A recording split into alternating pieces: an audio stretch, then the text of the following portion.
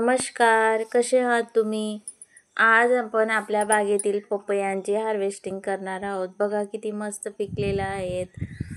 पपई जोपर्यंत चांगली पिकत नाही तोपर्यंत गोड लागत नाही. हल्ली मार्केटमध्ये पपई ही खूप केमिकल पद्धतीने पिकवलेली मिळते. ती बाहेरून पिवळी दिसते पण आतमध्ये तिला कुठलाही गोडवा नसतो. त्यामुळे मुलंही खात नाही. पपई खाण्याचे किती सारे फायदे आहेत. शरीरात जर पांढऱ्या पेशींची कमी झाली असेल तर पपई खाण्याचा सल्ला डॉक्टर देतात.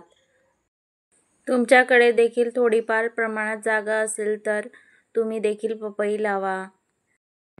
आज मस्त आपल्याला पिकलेल्या 3 पपया मिळाल्या आहेत बघा. त्याच्यासोबत मी चहासाठी गवती चहा देखील तोडून घेतला आहे. आपण लावलेल्या फळझाडांना फळं येतात तेव्हा आपला आनंद हा शब्दात आपण सांगू शकत नाही. तसाच मला खूप आनंद झाला आहे या पपया बघून. पपईची बिया तुम्हाला कुठून ऑनलाईन मागवायची गरज नाही. जी आपण बाजारातून पपई आणतो तिच्यामध्ये ज्या बिया निघतात त्याच बियांपासून आपण पपई देखील लावू शकतो. मी सुद्धा ही बाजारातून आणलेल्या पपईपासूनच पपईचे रोप तयार करून लावले होते. बघा किती मस्त गोड आहे ही पपई.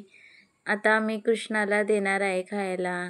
तोच सांगेल आपल्याला किती गोड लागली तर. बिया देखील त्याच्यात भरपूर आहेत. मी या सर्व बिया काढून घेणार आहे आणि याची रोपे तयार करून परत दुसरी पपई लावणार आहे. आज आपल्या पपईच्या हार्वेस्टिंगचा व्हिडिओ तुम्हाला कसा वाटला नक्की कमेंटमध्ये सांगा. व्हिडिओ आवडला तर लाईक, चॅनलला सबस्क्राईब करायला विसरू नका. चला तर मग भेटूया पुढच्या व्हिडिओमध्ये. सर्वांना श्री स्वामी समर्थ.